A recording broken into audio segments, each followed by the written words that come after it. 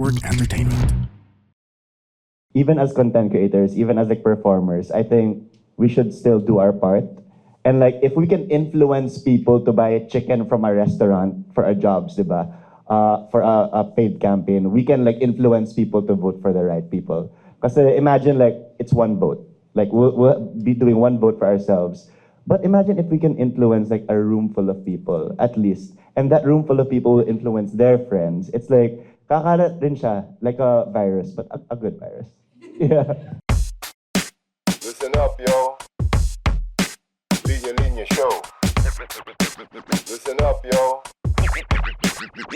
Linya Show. Listen up, yo. The Linya Show bumabalik every week. Parang yo-yo. Sa office, sa condo, sa FX, sa kanto. Walang pinipili, basta Pilipino. Listen up, yo. My name is Bea Copin, and I'm so glad to welcome you all on a Saturday to talk about good governance. So folks, ako dito, yung mga guests ko mamaya, tsaka kayo dyan sa crowd, yung goal natin ngayon na ayusin natin ang Pilipinas. Ay, nag-nod sila. Tinanggap nila yung challenge. So, we have a couple of hours. We have time to fix the Philippines by 2028. Kaya? Ay, gusto ko yan, fighter. Hindi na-give up. Okay, so kakayanin natin. Simulan na natin ang diskusyon. Today, we officially launched the limited edition Linya Linya and Rappler Mabuti Pa t-shirt. The start of what will be a wide, broad, and inclusive campaign for good governance and leadership, the kind that we Filipinos deserve. Nabanggit ka ni Pia at ni Ali kanina, sobrang lapit na ng 2028 elections. As a political reporter, the mere mention of that makes my stomach acid go up. So, buti na lang relax tayo ngayon, right? We're gonna talk about good governance. We're gonna talk about, hindi lang good governance, but also comedy. Because, after all, there is no better punchline than Philippine politics. Pag-uusapan natin with our guests kung paano nila ginagamit yung platforms nila to draw attention to the biggest issues in the country and even the issues na hindi masyadong napapansin. Kasi syempre, ang dami nangyayari sa mundo, di ba? Pero these are issues that we have to pay attention to, we have to talk about. In between, we'll also be picking their brains to figure out the genius and the hard work behind the scenes and what they think the role of comedy can and should play in discussions of good governance. Finally, ayun na nga, we will solve all the problems of the Philippines today. Alam mo, nung sinulat ko to, akala ko joke lang to. Pero since umuo kayo, edi seryosohin natin, di ba? We're gonna brainstorm and we're gonna figure out how we can ensure a better 2028 for all of us. So, ladies and gentlemen, joining me here on stage are beloved content creators and comedians. If you are chronically online like I am, they kind of don't need introductions, but I'll introduce them anyway, kasi ito yung cue nila para mag-on stage. Medyo required din talaga siya. Monica Cordero Cruz is a performer with Spit Manila, the region's premier improv theater group for the past 2 decades. That fact makes me feel so old, kasi nung college ako, bagong-bago pa yung Spit Manila. Ngayon, 2 decades na siya. She has performed across the archipelago and in cities like Beijing, Chicago, Hanoi, Singapore, Tainan, and New York. In life and work, Monica is committed to being fully present so that others can experience the gift in every moment. Her body of work reflects that and boasts of experiential and emotional learning both on and off stage. Everybody, please welcome Monica.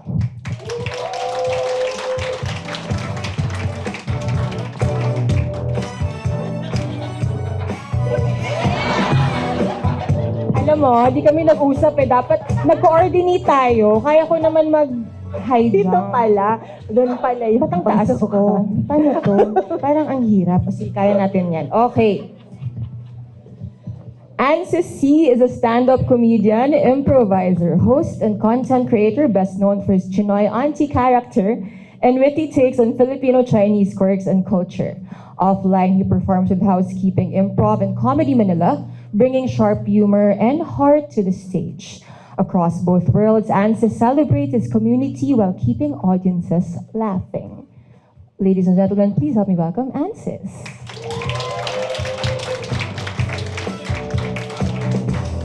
Akala ko tatumbling din siya. Akala ko tumambling siya kanina eh. Oo, medyo hindi tayo nag-coordinate. Hello. Hi, babe. Hello. Hi, everyone. Raco Ruiz is a Manila-based multimedia creator and self-described multi-purpose artist. His work spans content creation, visual art, photography, hosting, and video direction marked by signature colorful, surreal, and in-your-face, cartoony-inspired style. He has been a Graphica Manila speaker, has mounted multiple solo exhibitions, and has joined numerous group exhibits, establishing him as one of the most dynamic contemporary artists in the Philippines today. He could also probably tell you a thing or two about malls in Manila, and malapit lang dito yung Eastwood. Raco, please welcome Raco Ruiz.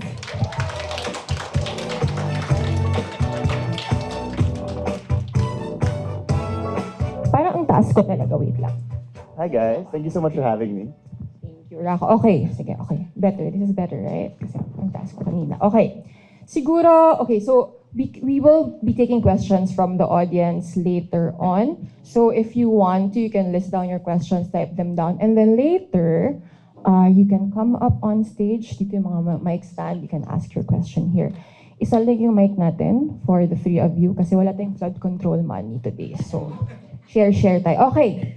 Let's start with, how are you guys? Just a loaded question to ask. I mean, in the context of what's happening in the Philippines, it is only, just go, January 24 pa lang. Ang dami lang nangyari sa Pilipinas. Like, I'll try to give you a very quick recap of what happened last week alone. So impeachment complaints were filed against President Marcos. Isa lang yung tinanggap ng House SecGen. Deja vu for Bong Revilla last week. Imbis na Senate comeback, prison comeback. This time in relation to flood control projects. No-hospital din si President Marcos. New plunder and graft cases filed versus Vice President Sara Duterte. Meanwhile, nagsasagutan ng Chinese embassy at many personalities, elected officials and Philippine government institutions. So, where are you? Where's your head right now given so many things happening in Philippine politics? Monica. My head right now is I'm gearing towards indifference at the moment. So hindi dapat I'm aware it's not supposed to be like this.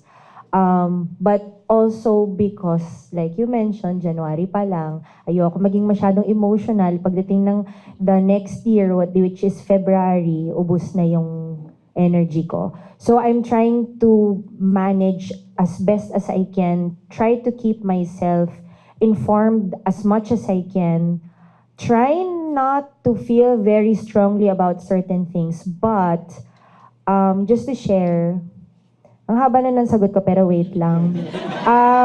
My elder child is reading Noli and Fili at the moment. So alam niyo na yung age niya, therefore alam niyo na yung age ko.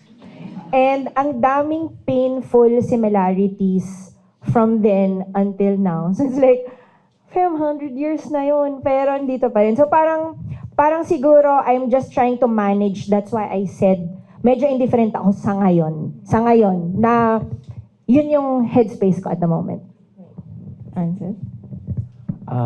Ako naman, to be honest, ever since the last presidential, dati kasi, kapag galit ako sa isang issue, like, pinapost ko kaagad. Like, affected ako. Pero, since the last presidential elections, tapos alam na naman natin kung ano yung nangyari, parang mas nawalan ako ng gana, to be honest. Parang same, medyo indifferent na hindi na ako actively nagsa-search ng news na parang ano bang nangyayari ngayon. So I got my updates on like Twitter or X or Reddit. Ganon, hindi na ako yung parang, okay, ano kailangan ko malaman kung ano yung nangyayari ngayon. Dahil nga, nakakapagod, nakaka-depress personally. Parang minsan maisip mo, ano nga ba magagawa natin as individuals? So I think that's where I am right now, na parang hindi ko siya, medyo may konting indifference, na nakakayang aminin pero feeling ko also to preserve my energy. Nandun ako ngayon. Yeah, because it takes the wind out of you, right? I mean, I think it's also important to acknowledge that, na hindi natin kayang mag-fight every day. Although yung audience today kaya mag-fight, i-fix down natin yung Pilipinas by 5 p.m. today. Okay. I think I'm on the same plane there, like with indifference.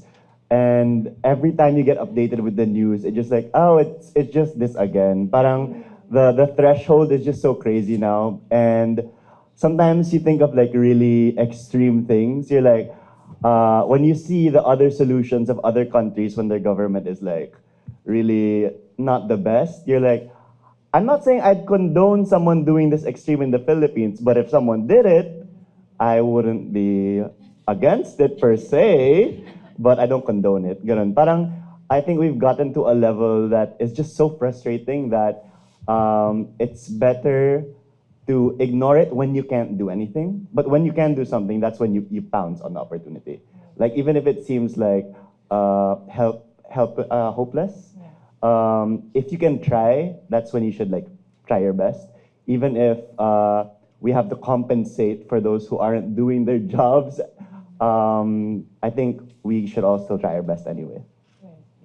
I mean, kasi these are very big issues and very complex problems. And then, like, what can you do, right? Like, while you're scrolling through Instagram, maybe you shouldn't doom scroll through it. Maybe that's one solution. But we're gonna talk more about good governance. But before that, I wanted to pick your brains and explore your backstories. Bakit comedy? What drew you to comedy, or how did comedy draw you in? Hindi ko alam. Sino nang hatak? Kayo ba nang hatak? Or hinatak ba kayo papasok ng comedy? Maybe you start with Monica? So niisip ko yung chronological order of events. I used to watch Spit before. So Spit has been around since 2002, and I used to watch them because one of my friends is a member of Spit. So that's, tago na lang natin sa pangalang Missy Maramara. So I would watch her. Diyan pa sila sa Katipunan. Mas malaki pa dito. Mas malaki pa itong venue na. Siguro ito na yun.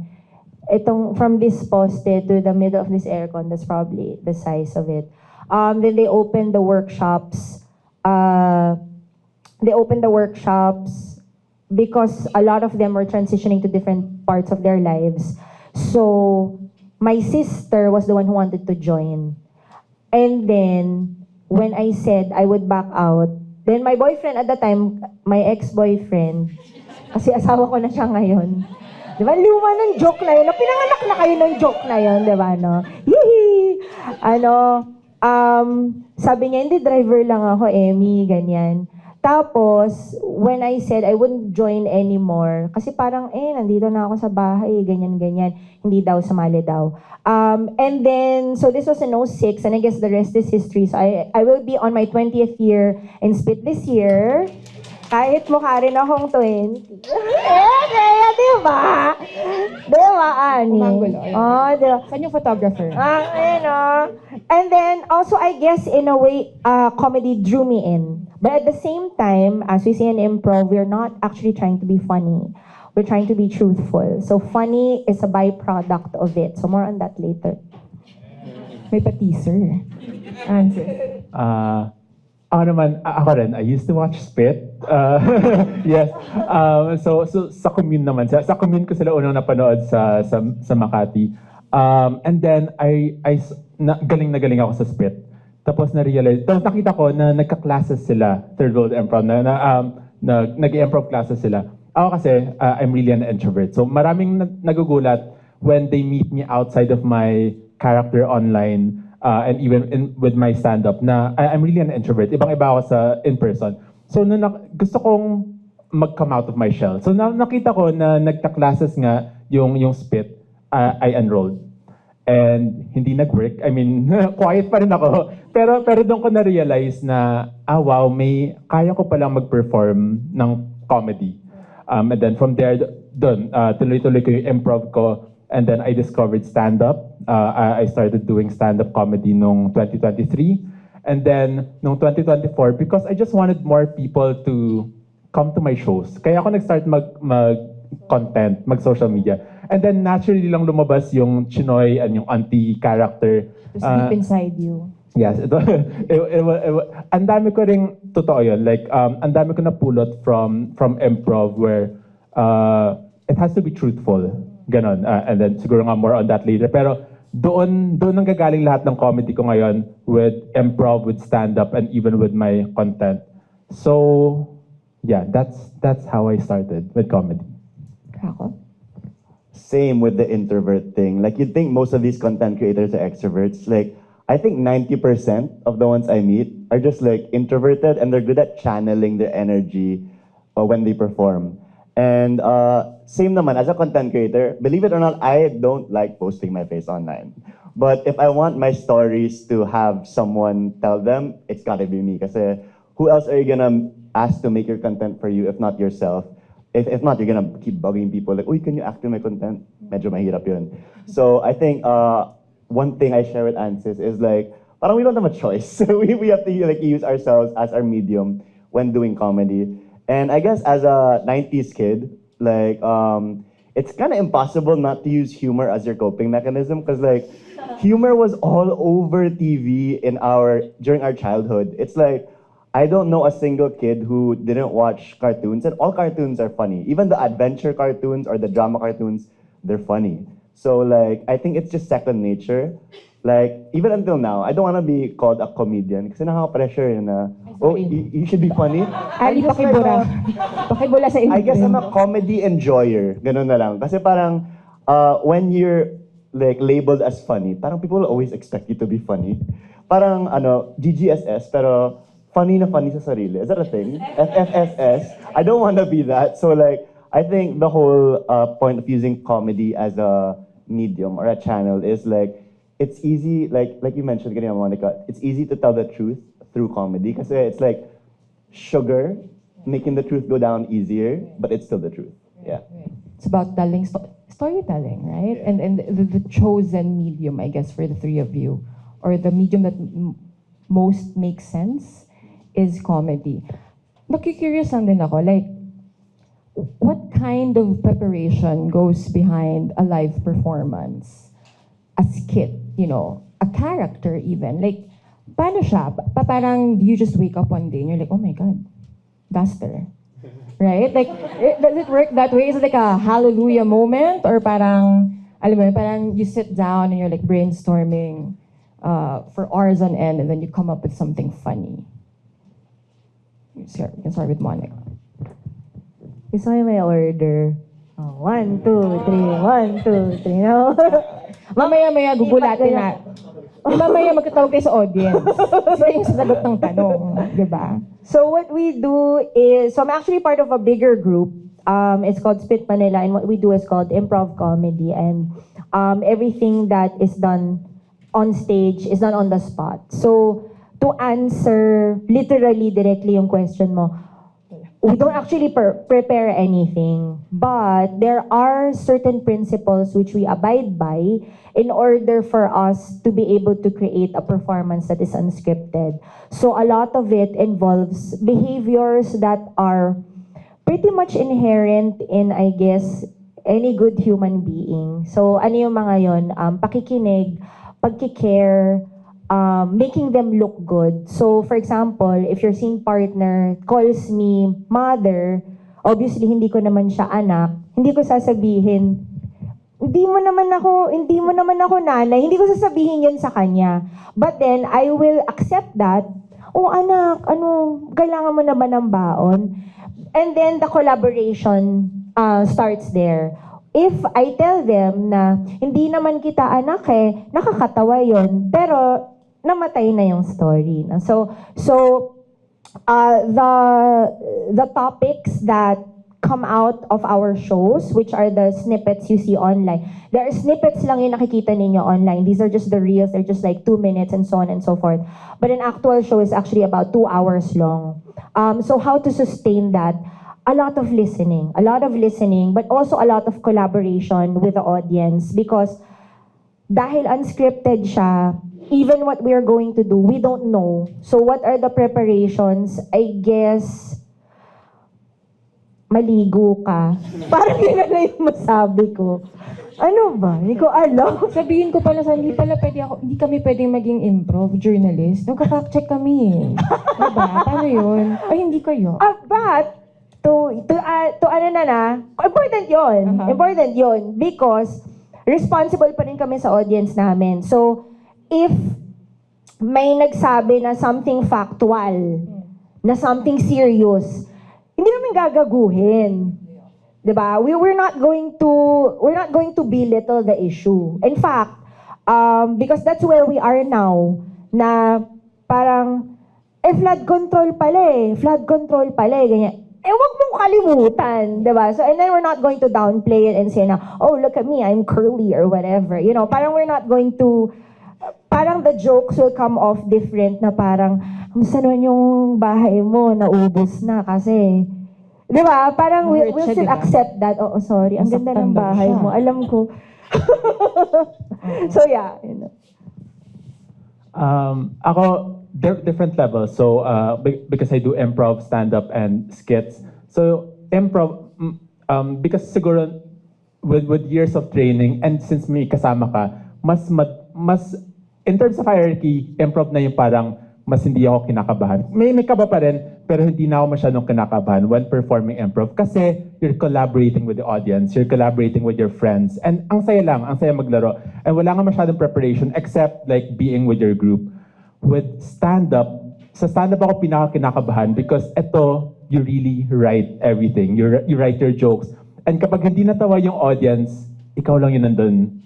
And kaya stand-up yung pinaka nakakatakot, but also it's very fulfilling kasi kapag natawa yung audience sa actual na sinulat mo, and yung stand-up ko kasi, ay nagkukwento ako about my life, like growing up Chinese, growing up gay, and religion, gano'n. So parang, I'm super vulnerable on stage na kapag hindi natawa yung mga tao, but also, pag natawa sila, it's very fulfilling. So yun yung parang preparation ko. Who would stand up like right now, sinusubukan ko everyday magsulat ng one joke at least.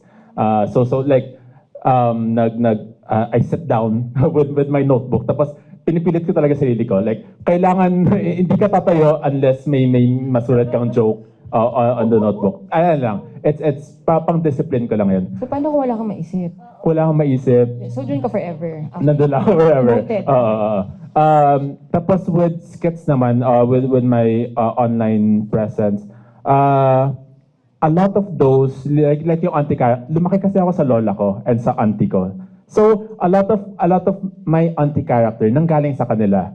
And so, yung preparation ko doon is siguro, nabuhay ako with them.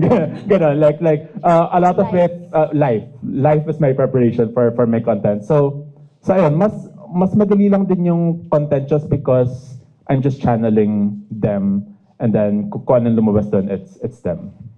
Your truth and your reality. Ay, Meron akong question, Ansis, before we go to Rako. When you said that, you write one joke, and then you don't stand up until you write one, does it have to be a good joke? Okay. No. Matry nga.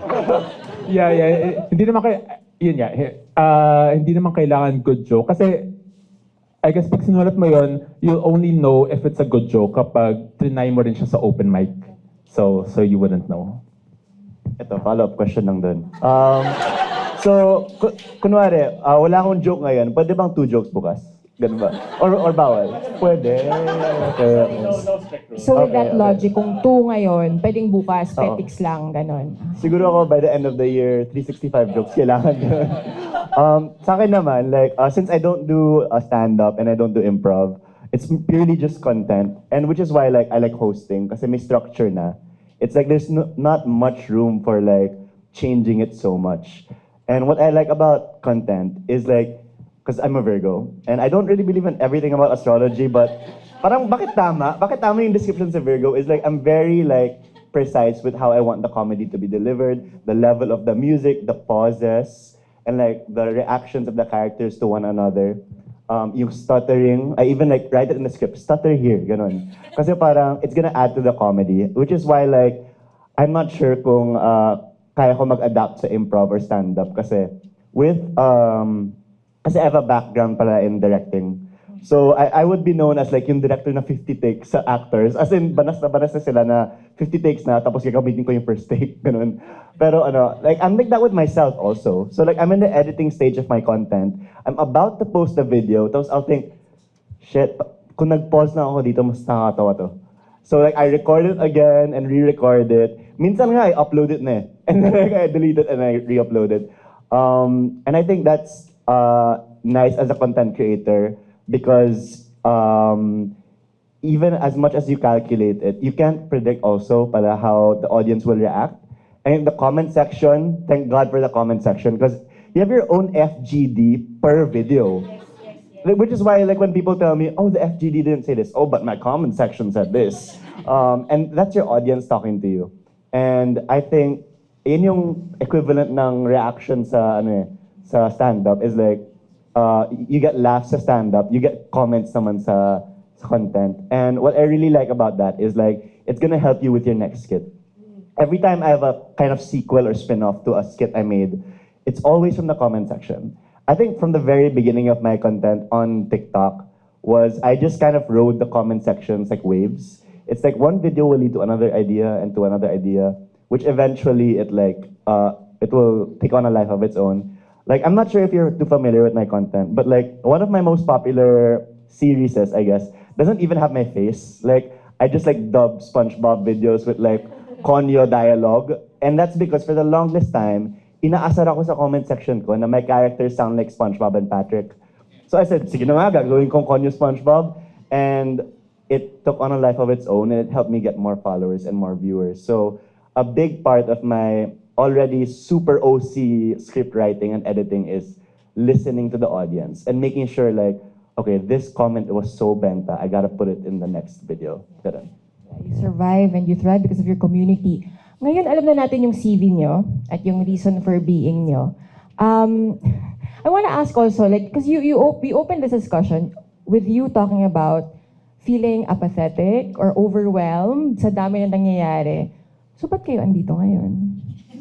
No, like, why are you here and wanting to talk to the audience, to me, about good governance? Like, is it a matter of like pushing away that apathy for today? Tas bukas balik siya ulit.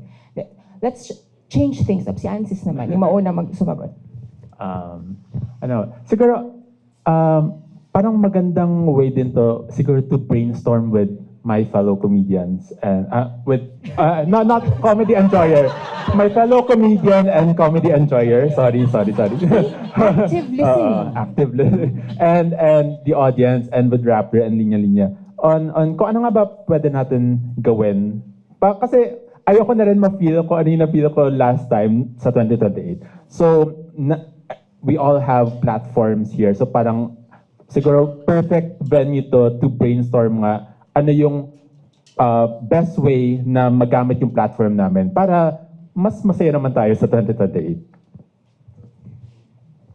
Monica. For me naman, I am here because thinking about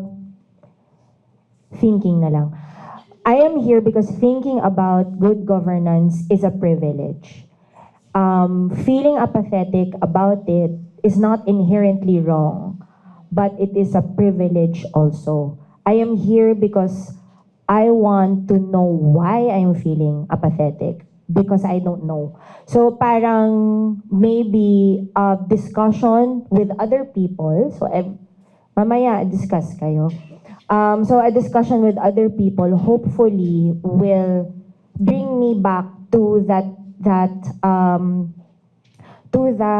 state na feeling ko meron akong magagawa. Feeling ko meron akong ambag. Feeling ko meron tayong ambag together. Because even having a discussion about it is a privilege.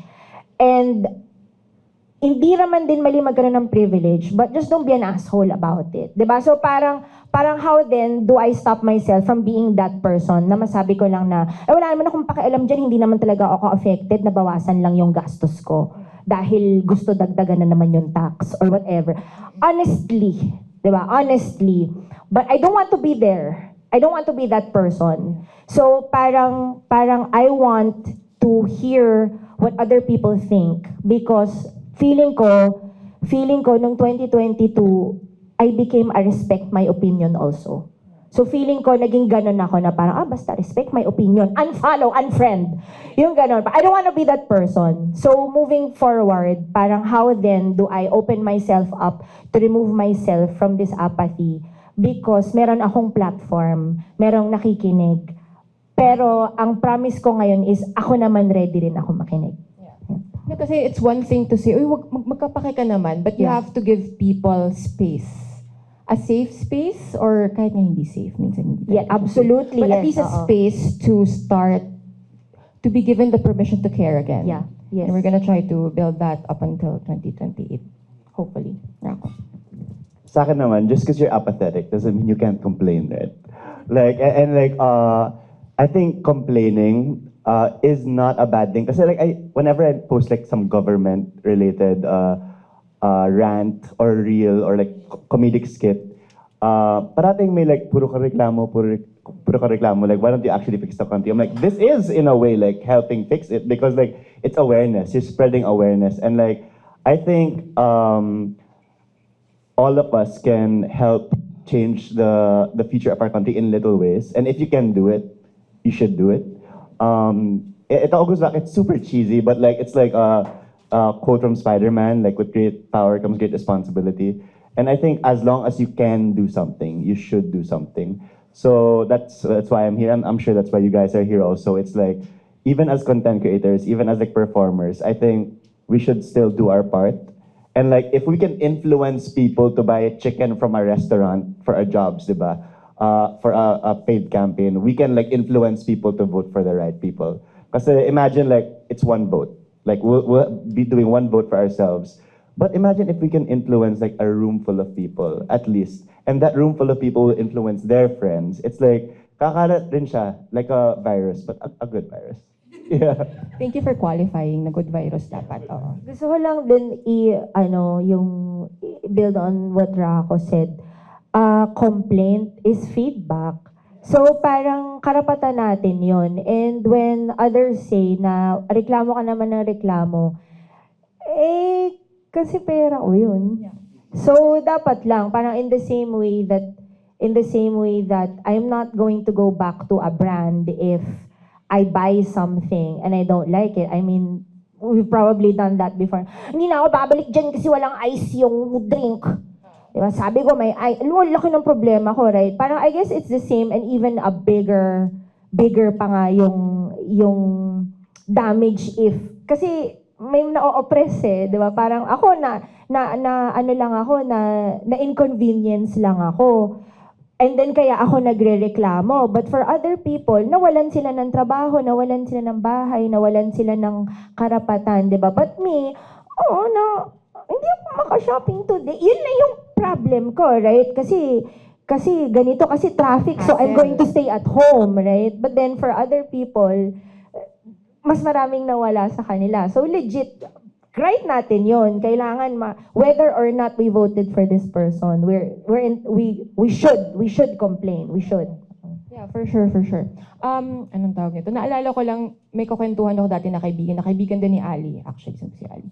Kaibigan din ni Ali. Parang, he was talking about being in politics he was describing politics as para kang, it's like you're scratching at a large concrete wall with your bare hands, which is insurmountable, right? But you survive kasi alam mo kung napapagod ka na, may karelyebo ka. And I think that's the importance in creating this space, this community, no?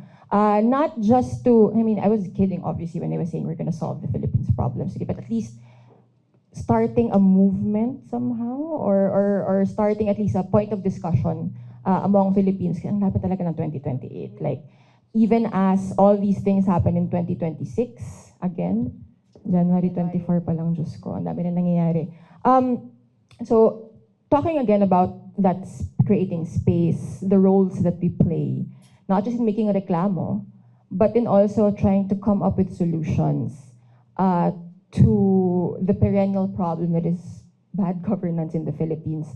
What role do you think comedy can play in those kinds of discussions? Or comedy loving. Siguro yung Comedy comedy enjoying. enjoyer muna. Nag-stall lang pala siya. Naghanap siya ng time. Feeling ko kasi ayaw na rin ng mga tao ngayon na sinasermonan sila. So parang ang gandang way ng comedy to ease people into talking about these issues. So ako personally, ginagamit ko rin yung anti-character ko. One, as a shield for myself. Kasi kunyari, kung may troll na may mambash sa akin, si auntie naman yan eh. Di ba? Si auntie yan. So, it's a good shield for myself to also protect myself. But also, syempre, mga opinion ko rin yun. Yung mga opinion ni auntie. Kapag may sinasabi si auntie about government issues. So, I think comedy is a good way. Parang, maganda siyang, it doesn't solve everything. Pero, hindi ko rin naman in-invalidate yung comedy as, yung parang good vibes lang, na escapism, gano'n. Pero because you've earned your trust sa audience mo, being their way to escape kung ano nangyayari ngayon. So once in a while, kapag may binabato kang parang important topic, mas makikinig sila. Ganun. So I think it's a good way to to ease people in and to start talking about these important issues na hindi nila na-feel na, ay, sinasermon na lang naman ako. Kaya nga feeling ko, di ba, hindi na tayo masyado nakikinig sa nanay natin. Ganun, pag nanarmon sila, kasi yun na lang na naman. But kung nakakatawa yung nanay mo, kung nakakatawa yung pari, for example, di ba, mas nakikinig tayo. So I think that comedy can serve that purpose. So huwag tayo makinig sa nanay, pero makinig tayo sa auntie. Yeah. Pwede yun. So true, like the saying na, a spoonful of sugar makes the medicine go down. And that's so true with like giving not just political opinions, but like commentary on society as a whole. Like what I like doing with my skits sometimes is like, because I'm really frustrated with the people naman who are like tone deaf to like the current political climate of our country. So I kind of like make fun of them so that they see, oh, so that's how I look pala. I exaggerate it naman. Like for example, I like make fun of Konyo kids a lot. And I always make fun of how detached they are or tone deaf they are. And like when they see the video and find it so funny, they'll realize, oh shit, because I'm like that. What if they don't? And like, someone has to tell them. I'm not gonna spoon feed them with my content because that's what people hate. It's like you explaining it to them. So I think the same thing with like comedy. It's like, honestly, I think the biggest problem is the people who are voting for the wrong people are the ones also the biggest victims of these people, and they're defending their oppressors. It's so weird. So I think the fastest way they'll be able to unbrainwash themselves is if someone presents it in a like easy to digest message. Kasi as soon as they think na like what Anse said, like if you're telling them off in a like a sermon kind of way, they're gonna antagonize you right away. But if it's coming from a friend or it's coming from like a funny place, they might like change their mind. So like if there's just a chance that you can change the mind of the majority of the voters, that's such a big like difference na. Also, just to add, sorry, Manny. Parang hindi lang siya, kahit hindi nga to change their mind, kahit nga to start a conversation. For example, yung with my personal experience, I talk about sa comedy ko and my skits being gay in the Chinoy community, which is something na hindi masyadong pinag-uusapan sa Chinoy community. But just being able to talk about that, I get feedback during my shows and sa mga DMs sa parang, thank you for opening this up. Kasi hindi nga siya masyadong pinag-uusapan sa very conservative Chinese community. So same thing siguro with good governance na if we start just talking about it, parang it's a good way to start conversations. Ano yun? Hindi. Promise, maikli lang to. Kami na lang ni Monica mag-uusap dito. Oo, Super kaya- short addition lang to. Kasi like, just recently, like maybe like a month ago, I was trying to explain to my audience na if you give someone 10,000 pesos to buy groceries, tapos bumalik sila na chicheria lang yung dala, di ba you'll never hire them again? You won't defend them and say like, ay, kawawa naman, like we should like get them again. So like, there were so many comments in the comment section like, oh yeah, I voted for the wrong person and I realized now I was wrong. And like, ang daming you can kind of see people changing their minds in the comment section. And that to me is already huge. Like, kasi like, there were mistakes made in the last elections for sure. And like, if like a good number of those people just realize na, oh nga, no, mali ako, that's gonna make such a big difference in the next election. So like if we just make people realize na they might have been wrong with their judgment, that's already gonna impact our future so much. So like if we can help them realize that through comedy, that's already like such a feat. Monica. Pwede na. That's my answer. yung for us kasi, I want to put so much care into this question kasi I'm also representing the best way I can the other members of SPIT. Is I feel like what we do in the live shows is to give people a chance to be heard. Dahil yung suggestions nila actually are the ones that fuel our shows. Never once kami nagsabi ng Hari Roque dahil gusto namin yun sabihin. It was always a suggestion kasi number one, bakit? But also, it was given to us whether in written form or it was shouted out to us. All the Diskaya family, all of them, all the mayors that aren't where they're supposed to be, binibigay sa amin lahat ng yon. I feel like every time they say those things to us and we turn them into a song, into a story, into a joke, I like to feel that we make them feel seen. We make them feel heard kasi parang nadinig nila yung sinabi ko because a lot of times hindi naman sila nakikinig sa atin. And hopefully, like yun nga yung nabanggit nilang dalawa no, na when we start this conversation, the first part naman is to listen first, eh, 'di ba? Hindi mo naman muna ibibigay yung insight mo. Parang what do you think first? Kaya na-appreciate ko sobrang parang so where's your headspace now? Kasi hindi ko actually naisip 'yon.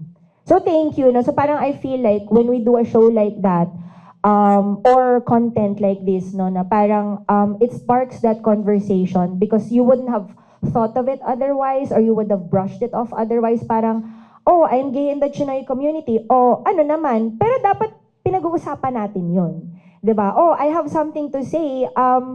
And I feel like maybe I should rethink my decisions next time. You can brush it off, pero hindi. Parang, pero bakit? Diba? Parang, why do you feel that way? Right? Parang, and then maybe there's something out of it, hopefully, when we come in with an open mind, no? Parang, hindi na lang tayo titigil sa respect my opinion with 2 C's. My favorite. That's my favorite. Engage meaningfully. Ganun. Speaking of engagement, nagpaparinig ata si Monica sa akin. Mag-engagement part na tayo ng program. Ay, hindi. Sasabihin ko diretso yun. Pagod na ako eh. Inom ako ng tubig after this. If you have questions, walang mic dyan. So, agawin niyo yung microphone ko. Oh, there. Oh, may microphone pa pala dyan. Okay. Okay. Go ahead. So I like that the framing of this conversation is comedy, no? Because if you live in a system that operationalizes and commodifies despair, comedy is resistance. So I like that that's our starting point. But my question and maybe my challenge is, how do you reach the people who need to hear your message? Like, this is kind of echo chamber-y, right?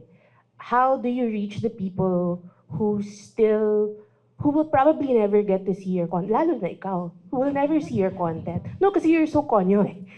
I mean, even the, let's be meta and make fun of ourselves konyo, it will never reach the people who need to hear that message. So how do you become strategic given your platforms and given the responsibility that you have, unless you become purposeful about shifting the conversation from your end? For me and the rest of SPIT, I don't have an easy answer yet. I would like to hope that this is a start because this isn't our typical audience. But my quickest answer to that would be, that is why we have our online content. Because actually, kami sa SPIT, hindi namin talaga product yun, pero maraming salamat. Thank you for being there for us, even if it's online. Our main content actually is live performance. And yes, I agree with you, a lot of audiences won't be able to afford our tickets, that's true. We're working on that. We are talking to some people who can help us bring our shows to a wider audience. Sana, Sana, no. Let's see. Naghanap So, ka ba ng funder dito? oo, Sana. ano na, Bing? Ano Sana. ba? So, sana, no? Oo, di ba? Sana. Then, so yun yung online content. We have had comments or messages before. I would like to be very specific about this. A few years back, there was a hotel being made in the Chocolate Hills, right? In that area, in the middle of it, 'di ba? Parang wow, alam mo ba na ilang milyong taon ginawa 'yan ni Mother Nature para magkaroon ng maraming and then nilagyan mo ng Ilang buwan resort. lang yun. Ilang buwan lang 'yon. May Parang pool na. bakit binigyan ng building permit 'yon, etc., etc.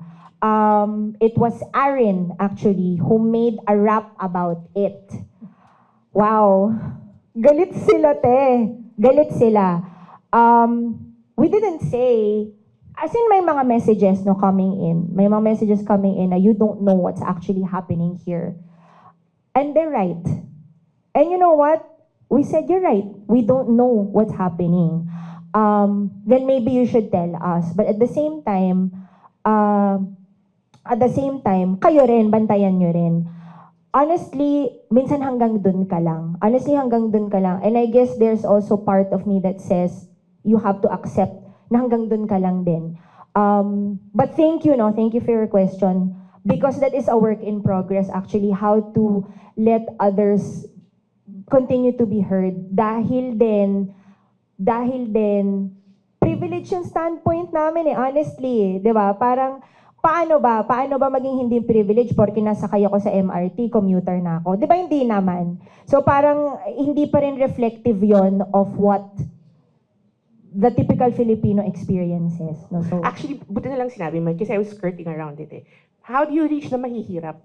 Paano mo gagayakin yung masa na sumali sa laban kung hindi ka naman nila napapanood, kung hindi ka naman nila naiintindihan, yung gano'n. So, mag-usap tayo. for us, it's free shows, which we have tried. We have tried before. If you're familiar with Madame Oracle is 3 people. They're wearing a special couture. And they would answer audience questions 1 word at a time. Grabe the questions. They're questions about employment, job security, food security. They ask, paano ko yayaman? For us, we ask that in jest. For them, it's life or death. We answer them in earnest, the best way we can. Hindi sila pagtatawanan na parang when they ask ano yung winning number sa loto, the Oracle has been asked this many times. And never namin pinagtawanan yon. It is a legit issue. So we are working on more free shows. And sana part ng solution yon. It's not the solution, but usap tayo mamaya. Magdadagdag lang ako ng problema dun sa... Sorry, I missed your name. My name's Katz Navarro. I'm the head of social involvement and transformation of FINMA Education, and that's why my question is that Kaya question. yun yung tanong. We have around 180,000 students in the Philippines, and they're all poor. Most of them are poor. So parang siguro medyo may vested interest. Paano mo i-convince yung kids ko? Diba? And then to add to the problem, right? Beyond the reaching beyond online, the algorithm is hyper, like it doesn't really show you what you don't want to see, which is okay if you just want to have a good time, but to create an informed community, medyo mahirap yun. Wala akong sagot. Dinadagdag ko yung kahirapan ng katotohanan. Yeah. Ang hirap makawala sa echo chamber, to be honest. Because of algorithm then, so I think really, and hindi ko rin naman fina-fault yung ibang content creators na, kunyari, may mga ibang content creators na mas masa yung audience nila. Hindi ko rin sila minsan ma-fault na, okay, na-quiet sila about good governance dahil doon din sila kumikita. And kapag may na-offend sila, baka malasan yung audience nila. Pero hopefully, like with us continuing putting out content that talks about important issues, sana lumakas din kahit unti-unti yung loob ng ibang content creators with also a different set of audiences na to also speak up about important issues. And also, I think isang way is to also partner with different organizations. For example, I'm part of Probe's Truth tawag nila dito, Truth Defenders. So tapos yung Probe, they do like school tours with sa mga provinces. Hindi ko pa nagagawa pero hopefully one day this year. So ganun. So I think also partnering up with different organizations, I think content creators can also reach more audiences na hindi yung typical audience mo. And like, I think us as content creators, ang hirap nga, di ba? If like it's not your audience, the majority of the Philippines is not your audience. Pero just think about this analogy, like, di ba in time traveling movies, you can't even move a pebble because it's gonna change so much in the future.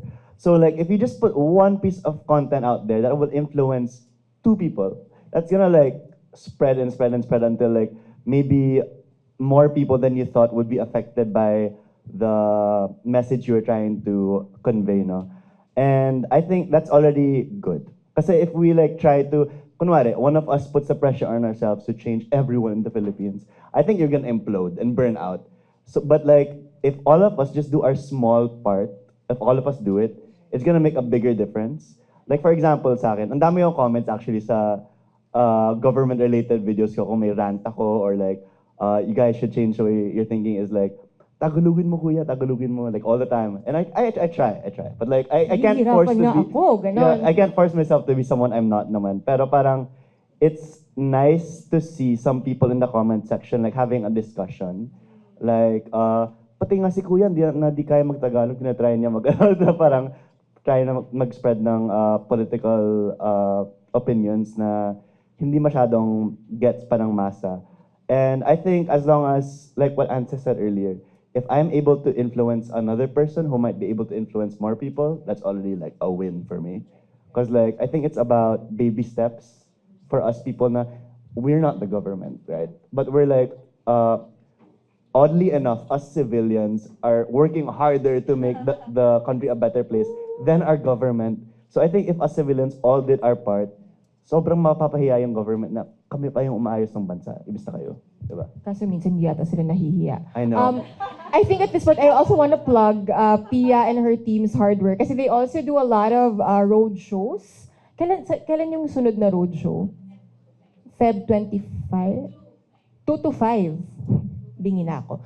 2 to 5 saan? Sa Siliman. Oh, yung layo. Sa Siliman. So, naging spokesperson ng Rappler. Parang, as in, we also acknowledge that as a problem. And Pia and her team, they really go to different provinces and cities and towns to engage with the youth, with even local government officials, right? To talk about difficult topics, including accessibility to water.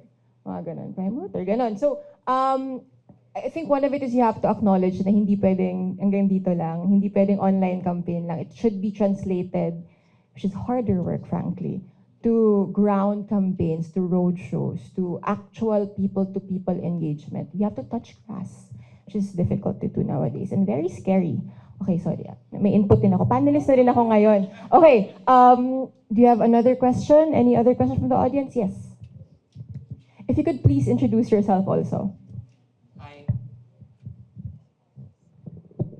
Hello, my name is Jor-El. I work with Linya Linya, but also I'm a father of 3 young boys. My question has to do about this reputation of Filipinos being resilient. Sabi nila, binagyo tayo, binaha tayo, ngingiti lang tayo, tatawa lang tayo through it. And I suppose comedy, in a sense, is a double-edged sword in that it can remove the edge off of some very consequential issues. I also appreciate what you say na you want to stay in your lane to a certain extent because you don't want to alienate your audience, you don't want them to be resistive to the things that you are saying. But do you guys ever imagine that there might come a point where your comedy turns into angry or purposeful comedy? Where you step out of your lane because it's just too consequential to just talk about these things in the same tones and same ways that you have. No, and What does it take for that to happen? How do you imagine that will look like for you? And do you think that's appropriate, I suppose, for comedians like you, no? Kung baga wala ng sugar-sugar. Thank you for that question. We have been angry before. We have been angry on stage before. But that is also because that is the brand of Spit. So I can answer very easily, we have been angry before, many times. And we have said bad words before. Diba? Nakasabi na kami ng bad words. Hindi nyo nakikita online yon. Kaya dapat, that's the caveat eh. Parang sinasabi namin, manood kayo ng live show kung gusto ninyong yan yung pag-usapan. Dahil na pag-uusapan talaga siya. I guess what kind of buffers it is because our material, our songs, and stuff like that. Not to water the issue down, but rather make it more memorable. Kasi parang, naalala ko yung kanta ni Spit Manila, okay lang na tawag niyo siya si Spit. It's alright. I love it. But yes, I'm not sure if it's as easy for everybody else kasi especially with the online content, you have to curate it. So in the live shows, we have said bad words before. We have said, tanungin ninyo sa mayor nyo kung nasaan napunta yung mga binayad nyo, kung bakit wala kayong goodie bag. Anong tawag dun? Yung emergency, yung Go bag! Tanong nyo kung Bakit wala... puro basketball court? Oo, di ba? Tanong nyo. And we have had asked those questions. Thank you. But that is a position that Spit enjoys. And I know this kasi nga live siya. So parang we also, when I mentioned earlier that we don't try to be funny, really don't. We try to be truthful. And if the truth is you are mad about something, then we are mad. Furthermore, hindi ako naniniwala sa resilience. Parang only because hindi tayo namamatay because scientifically, it's very hard to die because the human body makes it hard because there's the immune system and all of that. I won't go there. Pero parang kaya lang tayo nabubuhay is because of my own body and not because of whatever mediocre things that they have given us, diba? Gagalit ako, Jory. Oo. Kilala mo naman ako, di ba? So, talagang, so, excuse ko yun. Pero, but yes, I feel that it is a position that Spit enjoys.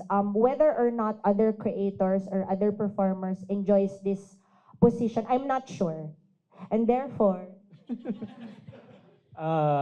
Thank you for that wonderful question. Yung branding din naman ni Auntie is lagi siyang galit. No? And so, ang daming, may mga content ako, aka si Auntie, na nag-rant about, like mga Diskaya, pero without naming names, but also ranting about corruption and yung mga issues natin today. So I think, with comedy, I think, yes, sana hindi nga siya maging tool for us just to be resilient, pero sana parang tatawa ka muna and then magagalit ka. So sana yun yung nagiging effect ni Auntie, di ba? Parang, nakakatuwa si Auntie, pero nag-rant siya ngayon. Funny, pero nakakagalit din. And after my performance, sana parang pag-uwi nila, nga no, nakakainis yung nangyayari. And I also do it sa stand-up ko. I do make jokes about Marcos and Duterte and all of the families. Pero yun nga din yung caveat na parang, kasi paid show siya. So parang how do we reach more people sa I guess nga free shows or parang partnering with organizations to reach more people. And actually, I think if you're able to rant about the government in an angry way without repercussions, that's such a privilege actually. Kasi tayo, like, this is also our jobs. Like, it's not just like, if we lose our platform now, we'll still be rich. Well, I don't know about some other people. Maybe some Nepo babies out there, they'll be fine. But like, if you're like making a living off of this platform, it's also like a balancing act. You don't want to like sabotage yourself, but you also want to help the community out. So I think like there's a right place and right time for kunwari magalit ka. It's a purely a rant. There's a right place to do it, a right time to do it. Kasi kung ganun ka naman parate and then you're self-sabotaging, how will you help your fellow countrymen if you're sabotaging yourself first? So that's actually a super frustrating thing about our government is like us civilians are like risking our own careers sometimes by like saying some things where meanwhile they're off on some yacht like enjoying the best luxuries of life after stealing from like the country. And I think like again, I'm going back to like if all of us just do a small part, it's gonna make a bigger difference. Kasi like I think it's also self-preservation. As much as I want to be a martyr, I want to be altruistic. It's also like you won't be able to help anyone if you sabotage yourself first. So I think it goes back to baby steps. Like baby steps, pero marami tayo. It's like a baby army, not like one person taking baby steps. But if like it's like in Bugs Life, that Pixar movie. It's like you think an ant is so significant and insignificant pala. Pero like if it's an army of ants doing their part, it's like it's really gonna make a difference. So if you can get everyone to do a small thing, that's already like a big contribution in my opinion. It always goes back no, to your community, to that audience, to fostering that army. Army na talaga, no? Panindigan natin, army of ants. Okay, tama na. Meron akong gusto i-add. Not sure if it was last month or a few months back, Ansis and I, even with Ali, and then with a bunch of guys from Comedy Manila, so that's Red Olero and GB Labrador, Ryan Rems, yun na, no? That's Tita Baby, your Tita Baby, and myself. So we were at a panel as well, talking about comedy as resistance.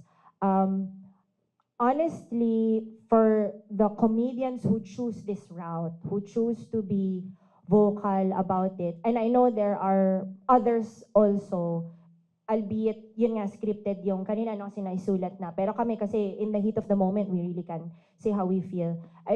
It's not easy in a way that it can be dangerous kasi umabot na rin naman kami sa death threat level, umabot na kami doon. And it's funny, I remember, it's funny, also not. Here we are, ano? Kasi ang sabi ni Red, who's like 6 feet and you know, all of that. Sabi niya na, nandyan siya, ayun siya, ito po si Red Olero, kakatawa yan. How he receives death threats. Nakakaloka yung mag-death threat kay Red Olero. Yun lang parang, wow, kaya mo yan, di ba? But he also said that I received death threats when in fact, the people doing all these oppressions, do they get the same? Why are you mad at me? So parang, oo nga, parang ang unfair sometimes na because public facing. Ang hirap din eh. Ang hirap din. So how do you tread? I like to think that some of us don't tread lightly. Can I have a show of hands who has questions pa from the audience? Okay, hindi naman akala ko buong audience. Sige, could you get the microphone on this side? Ay, okay, taray. May cheerleader siya. Okay. Ay, dito, ito na lang. Hindi rin pala niya kaya. Teka lang. Ay, dito ka. Can you come forward? Ay, taray. May talaga, may cheerleaders talaga. You could introduce yourself also. Hello po, I'm Piera. I'm a school journalist and the host in Balitang Bata. So, I have 3 questions, but take your time po to answer this question. So, how can you reach the children like us po na walang kakayahan sa buhay at yung mga may hirap na walang alam sa mga shows or wala po silang idea sa inyo na walang alam sa educational stuffs, and how can you make it easier for us to understand your contents, especially if it's about government-related stuff, and why should we care about politics habang bata pa po kami? Nangahamon. Thank you, Shera. Shira. Fiera. Sino si Fiera? Oh, Fiera. Sa kabilang Ah, panel okay. yun. Sa kabilang Nasa panel East yun. Thank you. Wala pa akong answer dun sa first two. Sabi naman niya, I can take my time. But at the same time, our material, may disclaimer din na it is recommended for 18 and above. So there's that. Why should you care about politics? It is because your future depends on it. And not only yours, but all the people around you. Nakadepende ang buhay ng lahat. Mga mahal mo sa buhay, pati mga kaaway mo, lahat ng pets mo, kahit mga halaman mo, cause global warming, lahat yan, 'di ba? So even your plants, kung gusto mo mag-alaga ng tanim, nakadepende rin 'yon sa politiko. But at the same time, it is important for me because para malaman mo rin kung paano mo susuportahan yung sarili mo. Dahil nakasalalay rin sa gobyerno kung paano ka rin nila tutulungan. Halimbawa, ang passport natin, number low. So kung halimbawa, gusto mo mag-scholarship, gusto mo magkaroon ng scholarship, nagkaroon ka ng scholarship abroad, hindi ka mabigyan ng visa kasi mapangit yung passport natin. Politiko yon. And that's your future. But what if may oportunidad ka, nagkaroon ka ng scholarship, hindi ka nakakuha ng visa, hindi mo kasalanan yon. Doesn't make sense? Diba? So there are some things that even if you do your best, hindi pa rin because may system na nag-fail. So if wala kang access to better education, better care, better anything, basically, kasalanan yun ng sistema. And you should care because hindi kayo dapat fini-fail ng sistema na ito.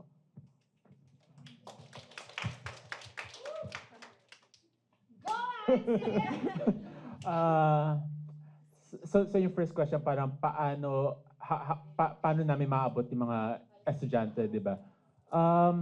Mahirap nga. Pero I think this is a good start. Like yung mga events na ganito, or yung mga road shows nga ni Pia and ng ibang organizations, going to schools. I think siguro sa susunod na event, pwede rin naman na it's an actual dialogue. Kasi hindi rin naman namin alam, kasi millennials na kami. Or, millennial ka ba? Sorry. Parang how, sobrang bilis ng pagbabago ng language ng kabataan din ngayon. Like ano nga ba yung 6-7? And how do we make 6-7, di ba? How do we transform 6-7 into parang to good? How do we transform 6-7 to good? So parang so siguro sa mga susunod na events, parang maganda rin if may dialogue with kabataan or with other sectors na paano nga ba namin kayo maabot kasi hindi rin namin alam. And siguro with dialogue, doon tayo mag-start. Actually, it all starts with the children, like as cheesy as that sounds. And to explain 6-7, just briefly, May spokesperson tayo dito. it's actually very postmodernist kasi parang the Gen Alpha kids were seeing, can we make a slang and the adult will think it's something, pero it's wala lang talaga. That's what it was. And it worked. So inutulang tayo Yeah. lahat. So can you see the power of the youth? It's like, and the internet. Kaya wag nyo inaano lang yung content creators kasi parang, sure, the voters now, not everyone's online, but the next generation of voters, everyone is online. So maybe right now, kasi parang, there's always a delay. It's like the voters now were educated 10 years ago. We're like being educated 10 years ago. So the voters being educated now who are not voting yet, we'll see the results later on pa. So I think it really starts with the kids. And actually, like, I don't want to like get into conspiracy theories and everything. Kasi medyo obvious naman to eh. Like, the government wants people to stay stupid. They really want people to stay stupid and easily manipulatable. So like, I think that's what's so good about the internet. Sure, there's so much bad stuff on the internet, pero what I love about TikTok and Reels is like, there's no more excuse to like gatekeep knowledge and gatekeep like the more, I wouldn't say right opinions, but the more high value, I'd say like the more correct opinions for the future of our country, parang wala nang gatekeeping. I think the government is afraid of that. That's why like America tried to shut down TikTok, right? Because like the government was getting scared of it. And then I think as long as we keep sharing these opinions, and the kids will see this, and that's why like I don't like the notion of like dumb down your content. Kasi parang I know people are smart, and like as much as you say like oh they won't get it, I'm like no, I expect more. Kasi kahit yung mga, for example, when I ride trike or like angkas, they're super smart actually when they're sharing their political opinions to me, and then they share to me like they went to a public school. So the intelligence is there. The government just trying to keep them dumb. That's the like super frustrating part. So I think like we should all use our platforms on the internet when we can. I'm not saying turn your page into a political like propaganda page or anything like that, but it should be like when you can speak up about it, they will be listening. And like the kids who are gonna be voting like in 2028 and in years to come, they're learning from us now. So it's kind of an investment. So it's super important that we upload. Kaya ako parang if I upload a skit on the internet, kahit mababaw lang, I'm thinking like, are there negative political repercussions of this? Uploading this skit. Like, if a kid watches it now, will he vote for the wrong person in 5 years? So like, I try to like keep that in mind. And like all of us as content creators, kahit sabihin natin you never upload anything political. Kasi there are a lot of content creators like that. Think about like, makakatulong ba siya? Or will it make things worse? And I think like all of us should have that responsibility within us. Kasi the number one viewers of content now on the internet is not us, it's the kids. Kasi they're brought up with screens. They're iPad kids. They're like, their world is the internet. So I think as long as we're not making it worse, that's already helping. But also, if we can find a way to make it better, especially for our viewers, the children, I think that's something we should always keep in mind. We want to involve you kasi yung mga ginagawa na, yung ginagawa ng adults in the room, hindi ko alam bakit I'm allowed to be an adult in a room, will ultimately affect you in a decade, right? And yung pwede niyong gawin, ikwento niyo sa mga kaibigan niyo. Mag-exchange tayo ng notes, bigyan kita ng notes sa pinag-usapan dito. Para makwento niyo, di ba, sa mga kaibigan, mga classmate niyo. Saan school kayo? Saan yun? Sige, puntahan natin. Magpaplano tayo kasama si Pia.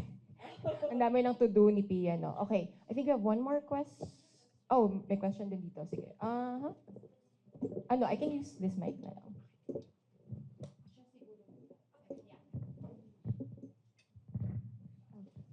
Hi, thank you for sharing your experiences and parang navigating through the positives that you have using your platforms, comedy, improv, content creation. Along the conversation, you were also able to share yung mga difficulties, yung mga challenges. So right now, what do you want to happen and what do you want to do once you step out of this venue or once we have finished this conversation? Ako muna, okay. Well, frankly, I hope like it's going to like our words of wisdom, kumbaga, if you can call it that. I hope like it will affect at least one person. At least one person can go home, tell their family like we should like be more proactive about assuring that our next elections are not as effed as the last one, diba? At least make it close man lang yung battle, yung laban. Pero I think it all starts with if you affected one person, that's already good. So if just one person walks out of this room and will be more proactive about changing our country for the better, I think we already did our job. So, pero sana man lang hindi lang one, di ba? I'm sure it'll be more than one. So yeah. Tapos tag niyo si Rako para naman may ano, positive affirmation, ganun. I think yung isang takeaway ko from today is aside from doing this online, we also have to touch grass, as sabi nga ni Bea. So, di ba, parang the 6-7 touch grass. So yung work doesn't stop online. You really have to make an effort and go out, di ba? Talk to actual people, go to the road shows. So ayun. So I think that's the next step, di ba? Parang continue doing content and making fun of tawanan natin yung kasi nakakatawa naman yung gobyerno, di ba? So parang tawanan natin sila online, but also step out and touch grass. Nakakatawa talaga, you're talking to a political reporter. Don't you know? I laugh to myself. Hindi naman sa mukha nila.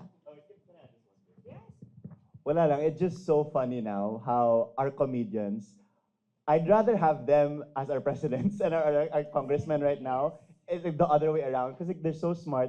They have the right like mindset. Tapos, meanwhile, yung nasa gobyerno natin, yung dapat maging komedyante, in a clown sort of way, they're not even trying to be funny, they're just fools. So that disparity, I really hope it like flips. If not, like both will be smart sana in the future. Yeah. What will I do after this? May sagot ako kanina. That's my answer. Diba? That's my answer. When I started, when I came in, sat here, I was feeling apathetic. I am not feeling apathetic anymore. I am a little angry. That's okay because all feelings are valid, but not all behaviors are. So I am feeling a little angry, but I will bring this with me when I go out. May pagsuntukan ako dyan. Galing ko. Pagbaba mo mamaya. Boosh! Oo, di ba? Nasa na yung tao? Di ko kailangan ganyan. But inspired by Farah, not Shera.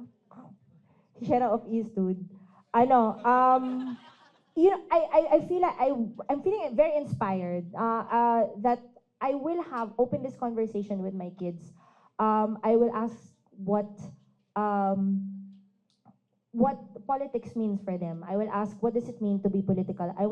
I never asked that question. I have an older kid who's very smart, very political, knows the issues. Sometimes, good. Diba? Parang, ang daming alam nito. Diba? Bakit di naman Roblox na lang yung pag-usapan natin? Ano ba yun? Ang hirap. Diba? 6-7. Tapos may isa na, Roblox 6-7. Diba? Ganun. Parang, tapos may isa parang, Mom, do you know what Trump did? May ganun parang, diba? Parang teka lang. But I will open this conversation up, ask them what it means. Because of course, I don't expect them to know what the next Blue Senate Committee Blue Ribbon hearing. Hindi naman yun yung ibig ko sabihin no earlier by caring about it. No, maybe not towards that extent. But what's important to them? I want to know what's important to them. And in that way, parang feedback, kumbaga comment na rin yun because they're not, well, one of them is not on social media. They're not allowed to comment. Pero, so I know then from that POV, at least I will be talking to 2 people about it. And then there's more than 1. That's 2. Diba? Tingnan natin. Thank you. Yung joke namin dyan minsan sa mga colleagues ko, yung nakahanap ka ng will to live.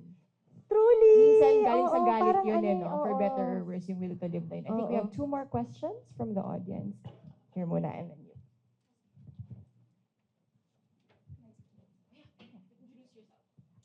Hi, I'm Judith, and I'm a teacher actually. So when one of our students asked kung paano nyo ma-reach sila, believe us that I personally use spit content for my critical thinking lessons, and yeah. So I have a question, which is, do you believe if there are ethical limits if you're discussing and including issues of governance and accountability sa content po ninyo?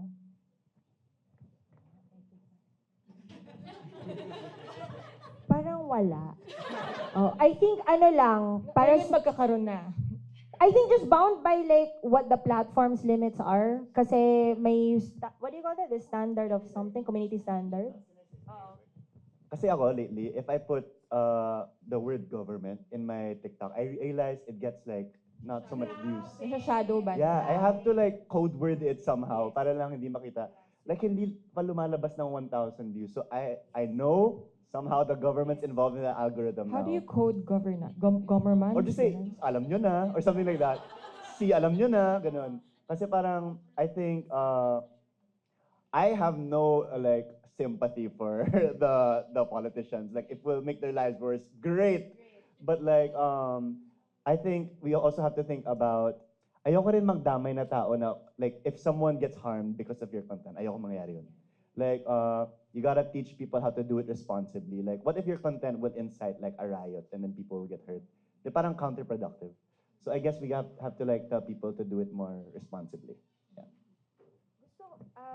First of all, please look for Viola Spolin's book. It's on improv for the school setting, Viola Spolin. So lots of super helpful exercises to further kasi teacher ka pala. Ngayon ko lang nalaman. Ano?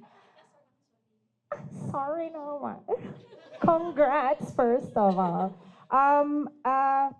Yung immediate answer ko is yung according lang to the community standards, but also because we don't post all the live show content nga, no, as you know. Some are because of length, some for other factors. But I also noticed this, we lose followers even. Na ang bongga, parang, bakit tas sakto, lumabas na yung shadow ban ni Heart Evangelista, kaya ko lang nalaman yung what shadow ban meant. Of course, she has her own issues, no? Mamaya na yun. Mamaya na yun. Pero, but we do lose, parang, bakit lang to, 300 lang to? Parang, wow, okay, ang weird. Not sure if we have tried making a code for it. Siguro yun.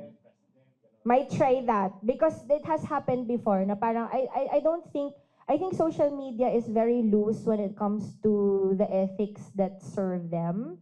Kasi questionable rin naman yung mga nagpapatakbo ng social media. Sa totoo lang, di ba? Questionable din naman. But if they are giving us a platform na libre naman din, di damay-damay na to. I hope it answers. No, anyway. Ito na ko from improv, not punching down. Diba? Ito yung answer, I'm being Monica's spokesperson. Personally, sa comedy ko, I don't like punching down. Nakuha ko nga ito talaga sa improv. Mas nakakatawa kasi to punch up, to just make fun of the government, the people in power. So punch up lang ng punch up. Kaya nga feeling ko, ito yung strength natin versus sila. Parang hindi sila nakakatawa. Diba? Diba? Pangat sila, tapos hindi talaga sila nakakatawa. Kasi ang pinagtatawanan nila, yung mahirap, diba? And ano nakakatawa doon? Kaya nga feeling ko, ito yung advantage natin na mas creative tayo, mas nakakatawa tayo. So in terms of ethics, I think yun. Just trying my best to not punch down. And much more good looking. One more question. Hi, I'm Jolene, part of the tired millennials ng Philippines. So, so nag-usap tayo ngayon for good governance and everything. And then, ang question ko is mainly for the panelists. Ano yung step na tinitake nyo? Kasi di ba, it was mentioned earlier na nag-risk kayo. This is your job, this is your life and everything. Ano yung step na tinitake nyo to protect yourself while doing this, while exposing, while trying to talk about things na sensitive sa community, pero at the same time, magbibigay ng protection sa inyo kasi this is your job, this is your life also. And also, I want to thank you for doing this. Thank you. How do you balance? I think it also, if you're a content creator, you have to be aware of the laws also. Because like, our enemies now, they didn't get to that position being nice. So you have to also be careful, like, you might upset the wrong person. Basta, wag mo sila bigyan ng bala para gamitin against you. Because like, what I try to do is like, I just like, if I'm gonna go specific, don't say names. Kasi like, libel, defamation, you don't wanna like, deniability. yeah, you don't wanna get into that. Maybe in like private discussions, go lang. Pero like if it's gonna be posted online, it's like it can be used against you. So as much as possible, try to spread like ideologies, imbis na, don't vote for this person because they did this, did this, did that. Imbis na ganun, well, you can, but I'm saying it's dangerous. Imbis na ganun, parang try to guide them without spoon-feeding them the details. Kasi personally, I'm just also paranoid about like, it's so easy to be, kahit delete mo kaagad, may nag-download na yun. So like, try to be careful about how specific you are when you're complaining or like ranting about a system. Ganun. Ako si Auntie, the Auntie character is a huge protection, is a huge shield. So dahil nga parang part na siya ng character ni Auntie na galit siya lagi, and so normal lang sa kanya mag-rant about politicians and about stuff.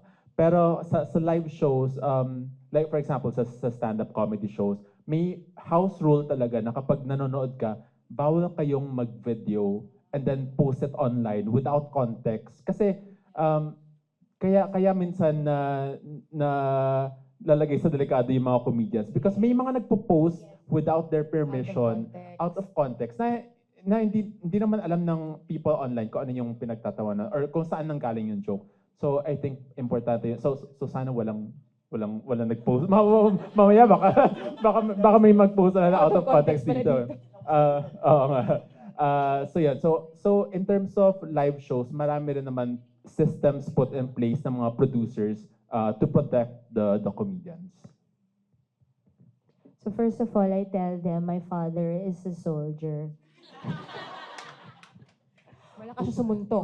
Malakas siya sumuntok. Which is also true, but he's also dead. So anyway, love you! So, +1, no? That's my answer talaga to both of them. And this was a before we would say names, like brazenly, because like I mentioned earlier, we do, privilege talaga tayo eh. Di ba nakapag-aral tayo, may kotse tayo, di ba, et cetera, may tablet tayo, may sarili tayong laptop, et cetera. We do enjoy that, those things na from this privileged standpoint. So sometimes we get really careless not knowing that, boom, cancelable ka na pala. Pero that shouldn't be the hindi yun yung dapat yung issue na cancelable. It's more of kasi bastos ka eh. Diba? Hindi yun eh. Parang it shouldn't be the issue. To address that, and to not be, labeled libelous or any of that sort, si Happy, our member who's based in Australia, she joins us several times a year. Incidentally, from Rappler. Okay. Oh, she'll be here. And then, she mentioned to us, dahil nagpa-fact check ang Rappler, sabi niya, don't mention specific names or don't mention specific names or cities or, nouns, but rather focus on the issue. Is it women's rights? Is it food security? Is it military? Is it, economy? Parang focus more on that. This way, you also don't alienate any of your audiences. And especially, dahil nga, nandun pa tayo sa part na our politics also is very intertwined with our familial culture, no, na parang, butohin mo yan, ninong mo yan. Okay. Or butohin mo yan kasi ninang yan nung auntie mo sa kasal, na auntie mo na tinawag ka namang mataba noon, di ba? Pero, bubutohin ko siya. But, I'm sure we have experienced this one way or another. But rather, focus on the issue. Parang, butohin mo yan kasi para siya sa magsasaka. Di ba? Butohin mo yan kasi para siya sa edukasyon. Di ba? Butohin mo yan kasi para siya sa kababaihan or para sa LGBTQ+, etc., right? Parang the issue doesn't alienate everybody, and as much as possible, it even includes more pa nga eh, di ba? So parang, yon. That's meant. Shifted to the issues instead Rather of the than the personalities. singular. Ang galing ni Happy, no? Tapos, sa journalist na yung specifics. Oo, siya na yun. Kasi siya na kami. Oo, kayo na yun. No, kasi diba, that's our job. Yes, to also. uncover all these investigative So reports. same lang, parang you're known for that, like auntie is known for. we feed off each other. We help each other in that way, no? Informally, pero baka pwede rin formally. Yung sunod na tanong pang malakasan, si Ali mismo has a question. Pwede ba palakpakan muna natin yung panelists natin, ang gagaling nila. No? And gusto ko rin i-shoutout si Fiera, yung grupo nila, mga students sila from AHA Learning Center din, mga galing Tondo sila. So, ano yan, na-interview ko na sila sa podcast. Pakinggan nyo rin yung episode namin sa kanila. Podcasters din sila, no? Tsaka mga student journalists. No? Tapos, yun, tinutulungan din sila ng linya-linya na i-upgrade yung podcast studio nila. So, kung gusto nyo tumulong, message nyo ako or message nyo kami para matulungan natin yung podcast nila. So, yun yung isa. Question ko ay, sabi nila nung last na elections o presidential elections, marami daw tayo dapat matutuhan doon. Isa doon ay dapat daw agahan natin yung pagtulak doon sa gusto nating kampanya. No? So may mga nagpipitch na ngayon. No? Sino ba yung dapat nating itulak for 2028? Tapos may nagpitch si Sir Jerry Gracio. Isa siyang writer, award-winning writer na i-interviewin ko rin next week. Ang pitch niya ay Vice Ganda for President. Magiging historical if ever kasi siya yung pwedeng maging first president na vice. Oh my God! Vice na president pa. Pero, ang point ko ay, anong thoughts nyo doon? Kasi, sabi kanina ni Rako, no? Mga komedyante natin, magagaling. And, sa ibang bansa rin, sabi nga ni Sir sa likod, si Zelensky ay naging presidente or naging leader, no? Komedyante siya. So kayo mga komedyante rin, no? May comedy enjoyer tayo dito. Pero, ano yung thoughts nyo doon? Kasi may history yung Pilipinas na mga artista, no? Tapos, sabihin na natin na napaso na rin na ilang beses. May nakulong, may kakakulong lang, sana may makulong pa iba, no? Pero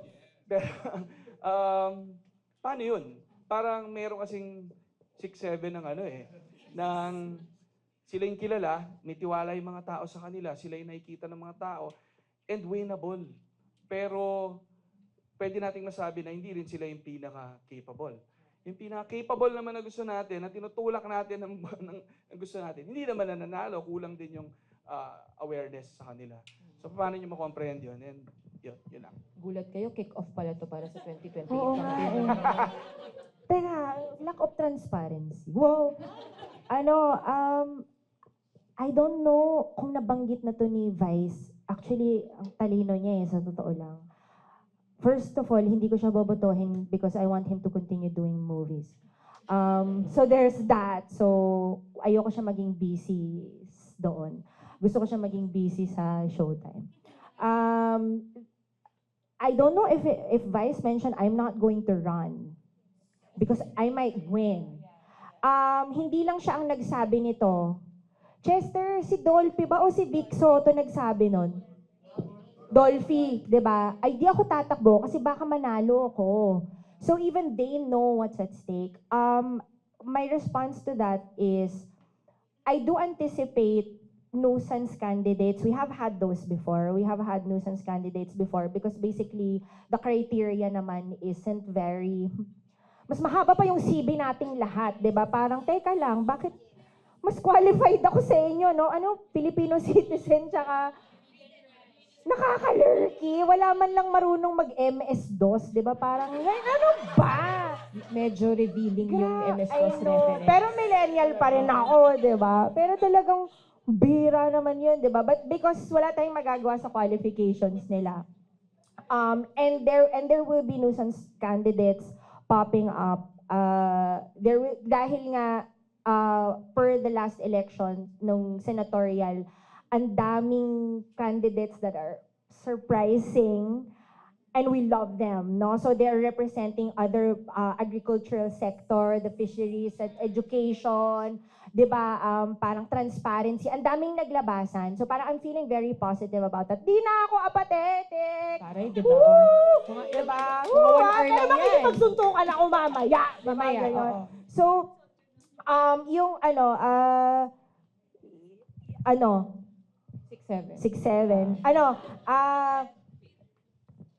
Nalimutan ko. Nalimutan yung sinasabi ko. Yung candidate. Yung candidate, may nuisance candidates. And we had new refreshing. We have new yeah. refreshing candidates now. So, hindi rin mawawala na may nuisance candidates na mag-pop up.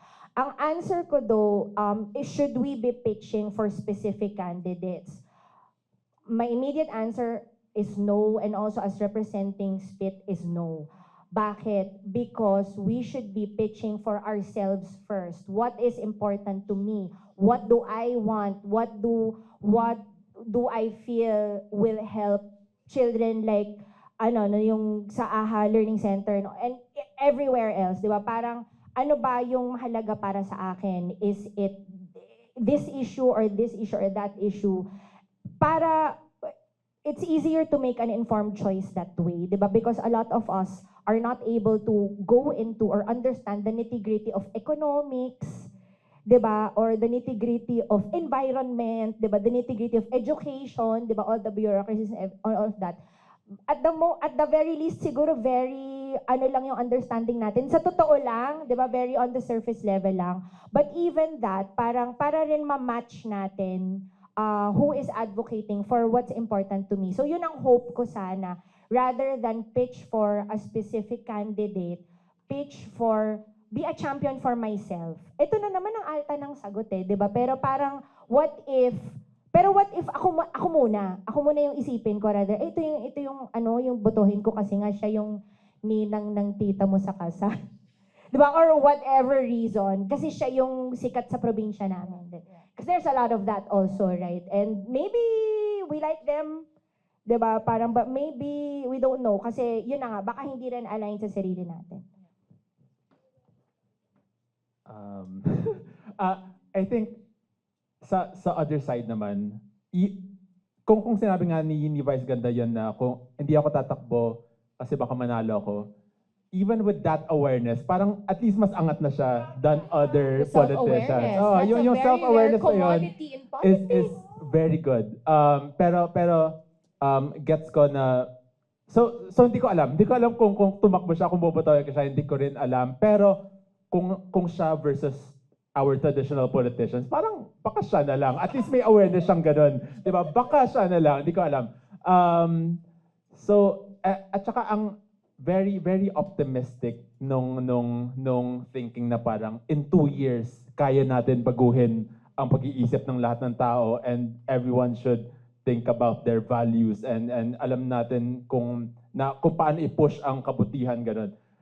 Pero ang hirap nga realistically gawin yon in 2 years. So, yung sagot ko, Ali, is hindi ko alam. Pero, tingnan natin. Kung tumakbo si Vice Ganda, pag-iisipan ko talaga. Pag-iisipan ko. Ito naman yung thing with actors. Like, I know why it's such a gray area if an actor becomes president. Kasi, magaling sila umarte. Which means they could just be someone's puppet and you'll never know. So I think if we're gonna choose someone who is a public figure already, who would win an election, someone na sobrang laki ng conviction na actually I kind of small talk si Red on Instagram about this. I said if you ran for president, I'd vote for you, bro. Pero parang delikado din kasi. It's here I am quoting comedians of the Philippines again. Pero si Victor Anastasio, he said something in a reel na he said, wag naman tayo maging super extreme na, okay, the next person will save our country. Sinabi niya something yung saktong corrupt lang. Yung hindi wag naman yung super corrupt, pero yung corrupt enough, pero the country will... Corrupt light. Yung corrupt light, something like that. It's we also have to be reasonable. Kasi, okay, let's say in an ideal world, we'll vote for someone who will change the Philippines overnight. Baka delikado rin. I don't have to tell you guys why, pero delikado rin yun eh. Kasi the people who are in power now, they also don't have rules. So we also have to play it safe and smart for our next move. So when it goes back to voting for a public figure, someone who already has an audience, I would vote for them if you already know what their stance is and you know what they believe in, and you're not just voting for them because of who they are, but because of their values. Which is similar to what you said earlier. Yeah. Pinangakuan na tayo ng 3 to 6 months dati. But I think I just add to what Ali said kanina na parang hindi lang, I don't think it's just because we want to present a popular candidate, a quote-unquote sure-win candidate. I think it's a reflection of a yearning for something new. 'Di ba? Yung parang, yung bago naman, yung give us a leader who will give us a reason to hope. Right? And I think that's something that we always yearn for.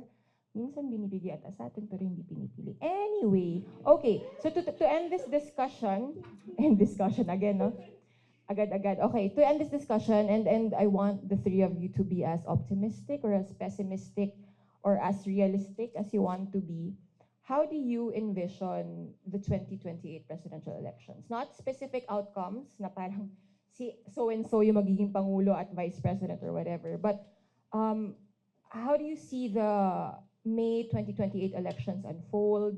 Is it a doomsday scenario, the way things are going now, or is it a good vision? Parang si Raven, gets niyo ba yung reference na yan? Okay, parang 1/3 lang yung nakagets ng reference. So, yeah, how do you see 2028? And then to connect to that and to connect to this campaign, ano ang pwede nating gawin to either reach that dream scenario or to avoid that doomsday scenario? In short, mabuti pang sabay-sabay yun isasagot. Joke lang siya. 2028. I think mabuti pang don't stay quiet. That's like the main thing. Like, don't be silent with your like opinions and like your complaints. Kasi the nice thing about 2028 is so many young people who weren't able to vote before, now they can vote. And I like really believe in the younger generation because they're so self-sustaining. They can educate them. They don't need someone else to tell them who to vote for. They will go on TikTok. They will actually medyo double-edged sword din yun. Now they will learn from social media. So it's better like we flood social media sana with like the better opinions or like the opinions that will help our country become better. And I'm optimistic. Basta just don't become worse. I just hope it won't be worse. The bar's already set so low. No, Lord, please. Just don't make it worse. Yeah. Sana man lang parang one level up. Wala naman sirong bababa pa. Yeah, Ganon. please. Actually, pwede pa. Pero sana wag. Wag natin Sana wag. i-manifest yan. Wag na natin Pwede, i-manifest. pwede. Pero, I mean, several elections in the past have proven to us na it can get worse, guys. So, I just won't. Sakto pa, we're like all posting 2016 on our feeds now, but we're not posting the bad stuff that happened. But like, sana man lang it won't be a reminder to us na, in the 2028 elections won't be a reminder to us na it can get worse. Pero sana man lang a little bit better. For me, 2028, I want to be realistic. I know madidisappoint ako. I know may disappointment. One way or another, madidisappoint tayo. So, gusto ko nang tanggapin yon ngayon pa lang para hindi ako ma-depress like no 2016. kasi talaga, di ba? At least, tanggap na natin ngayon na may disappointment. Pero hopeful pa rin ako na kahit pa paano, may silver lining here and there. And sabi nga ng Rako, parang it can get worse, pero feeling ko mas may chance na kahit konti may improvement. So hopefully mabuti pang hindi tayo mawala ng pag-asa. Mabuti pang we touch grass. And mabuti pang 6-7. Honestly, for the upcoming elections, if the previous elections were any indication, I'm actually feeling very hopeful. Dahil, una sa lahat, hindi nanalo ang pagdudubi-dubi-dab-dab. So parang kung yun pa lang, andun na tayo, friends. Parang ang layo na, di ba? Parang ang layo na hindi nabigyan ng posisyon yun. Dahil sabi nga naman niya sa nag-interview sa kanya, but what would you do? Pero question ko po sa inyo yan di ba? So nakakalito yon. Pero buti na lang, hindi siya binigyan ng pagkakataon na magpalagana pa ng ganong klaseng pag-iisip. So yes, I am feeling hopeful dahil ang dami ring na-represent the last time. So if hopefully, and maybe that's where I'm coming from, na baka others feel that, oh, pwede pala yun. That they can they can reach more people, more meaningfully, more people. Of course, it's a national level, so ibang usapan yun. But let's see, I'm feeling hopeful about it. Mabuti pang makialam, makipag-usap, and tanggapin din dissenting opinions because dahil nga ang malaking nangyayari really sa atin is tayo-tayo lang din yung nag-uusap.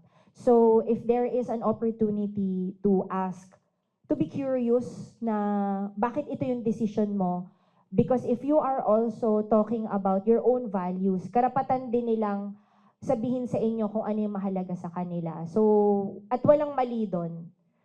So, thank you. Thank you. So, palakpakan naman dyan for our panelists. And to the audience also, very interesting questions, very thought-provoking questions. That's all the time we have for now kasi yung mga trentahin ay pagod na siguro. But this is only the beginning of our preparations, our discussions for 2028 and of this campaign. So thank you so much, Ansis, Raco, Monica. Thank you so much for joining us for today's discussion. Thank you for coming here on a Saturday for what is hopefully just the beginning of not just kudaan about good governance but also action. So kanina nagtanong ako ng doomsday scenario. Tinanong ko yun kasi while I think it's important to be optimistic, to imagine a brighter future, it's also important for us to be realistic about the threats facing our democracy and the freedom that our forefathers, and that we ourselves have been working so hard to defend and uphold. Kaya mabuti pa, let's move, let's engage, let's buy the limited edition Linya Linya and Rappler t-shirt. And let's make sure we don't feel and are not hopeless in 2028. Ayaw natin ma-feel yun ulit. And if you enjoyed this event, there's much, much more to come. You can register as a Rappler reader to be the first to know about upcoming events like this one. If you want more perks and discounts, you can sign up to be a Rappler Plus member. This has been Linya Linya and Rappler, and my name is Jacob Finn. Thank you so much.